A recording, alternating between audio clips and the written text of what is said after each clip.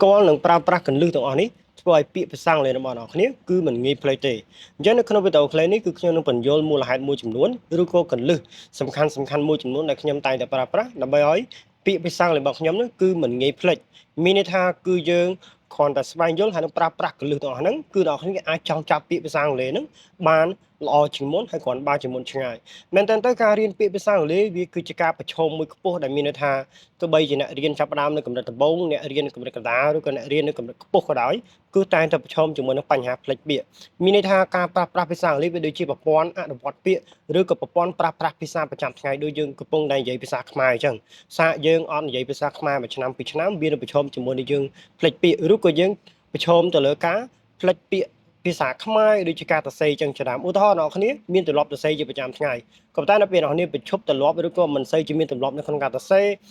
essay paragraph ឬក៏កថាខណ្ឌបាទអត្ថបទសំណេរផ្សេងពាក្យភាសាខ្មែររបស់យើងនឹងប្រឈមផ្លេចដូចទៅនឹងភាសាអង់គ្លេសដូចគ្នាអញ្ចឹងកលឹះដែលសំខាន់ក្នុងការជួយទៅលើការ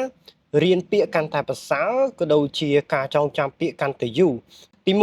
ពាក់ព័ន្ធជាមួយនឹងការសម្គាល់ទៅលើ part of speech នៃពាក្យដែលមានន័យថាកន្លែងនេះវានឹងជួយសង្គ្រោះអ្នកទាំងអស់គ្នាមិនមែនត្រឹមតែការនិយាយភាសាអង់គ្លេសមិនមែនត្រឹមតែសម្រាប់ writing ការសរសេរក៏ដូចជាការស្ដាប់ឥឡូវទៅហោជាក់ស្ដែងអ្នកគ្នាកំពុងតែរៀនពាក្យបច្ចុប្បន្នពេលខ្លះអ្នកគ្នាធ្វើការប្រឡងពាក្យណាមានន័យថាយើងគួរតែបំពេញចន្លោះទៅលើពាក្យហ្នឹងគួរតែយើងជ្រើសរើសពាក្យណាតែគេឲ្យលិះពាក្យមកកភ្លុះឲ្យយើងធ្វើការបំពេញចន្លោះអញ្ចឹងទៅក៏ប៉ុន្តែសមត្ថភាពមួយដែលយើងគួរតែមានហ្នឹងគឺត្រូវតែផ្ដោតជាមួយនឹងការស្គាល់អំពី part of speech របស់ពាក្យនីមួយៗយ៉ាងហោចណាស់ក៏យើងត្រូវដឹងថាពាក្យមួយហ្នឹងមានឋានៈពាក្យជានាមជាគុណនាមឬក៏ជា adverb ឬក៏ជា preposition ឬក៏ជា conjunction ឬក៏ជាមានឋានៈពាក្យផ្សេងទៀតអញ្ចឹងការស្គាល់ part of speech នៃឋានៈពាក្យទាំងអស់ហ្នឹងវានឹងជំរុញឲ្យយើង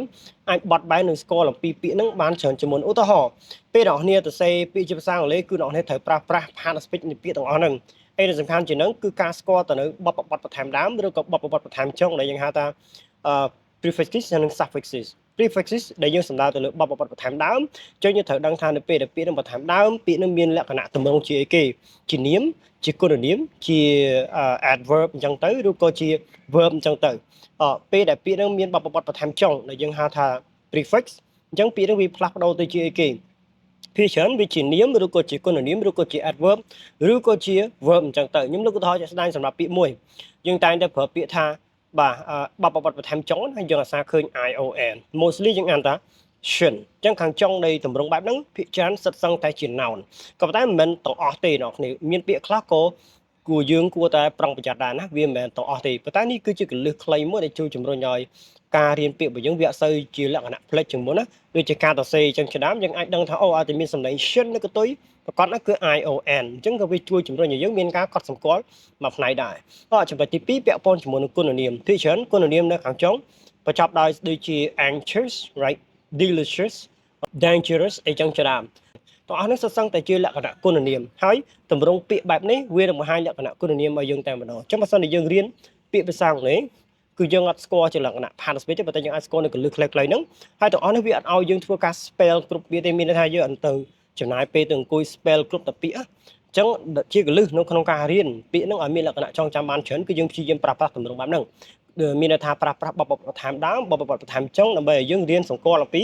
ការសរសេរពាក្យហ្នឹងឬក៏ការកត់ចំណាំនៃពាក្យហ្នឹងបានលះជាងមនុស្សធម្មតាឬក៏អ្នករៀនអង់គ្លេសប្រើប្រាស់ការ spell គ្រប់ពាក្យអញ្ចឹងទៅណា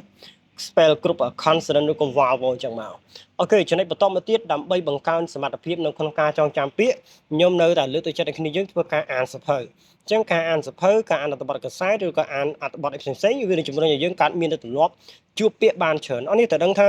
នៅក្នុងការរៀនភាសាអង់គ្លេសអ្នកនេះត្រូវតែមានទម្លាប់មួយឬក៏ត្រូវធ្វើរឿងមួយរឿងដែលសំខាន់មែនទែននៅក្នុងការជួបពាក្យមានន័យថាម៉េចក្នុងរយៈពេល1ខែអ្នកនេះគួរតែកំណត់អានសភៅដែលមានលក្ខណៈពាក្យថ្មីណាកុំរៀនពាក្យដដែលពេកវាជំរុញឲ្យយើងមានលក្ខណៈថាគេហៅនៅតែមកកន្លែងអញ្ចឹងបើសិនជាយើងបង្កើតទម្លាប់នៅក្នុងការរៀនពាក្យជាប្រចាំថ្ងៃគឺយើងមានឱកាសជួបពាក្យថ្មីច្រើនហើយការជួបពាក្យថ្មីហ្នឹងជាការលើកទឹកចិត្តរបស់ខ្ញុំឬក៏ជាការណែនាំយើងអត់ត្រូវការអង្គុយទិញពាក្យនឹងរហូតទេការជួបពាក្យថ្មីយើងគួរមានទម្លាប់ធ្វើការកត់ត្រាហើយយើងក៏បង្ខំណាព្យាយាមកត់ត្រា ឬក៏ទៅតាមអ្វីដែលយើងអាចធ្វើទៅបានតែមានន័យថាមួយខែយើងក៏មានឱកាសជួបពាក្យចឹងហើយនោះក៏1000ឬក៏2 3000ពាក្យដែរអញ្ចឹងបើសិនជាសាកសម័យមើលក្នុងរយៈពេល2 3ខែយើងសម្រុកអានសភៅបានច្រើនអញ្ចឹងចឹងហើយនោះក៏យើងជួបពាក្យថ្មីយ៉ាងហើយនោះក៏បានជា5000ឬក៏ទៅកាន់10000ពាក្យដែរអញ្ចឹងនៅពេលដែលមនុស្សចាប់ផ្ដើមមានទម្លាប់នៅក្នុងការជួបពាក្យច្រើនលើកច្រើនសារទៅគេហៅការចងចាំនេះវាកាត់ឡើងអូតូដោយសារអីទម្លាប់នេះវាកាត់ឡើងតាមរយៈការប្រើប្រាស់ភ្នែកបើយើងមើល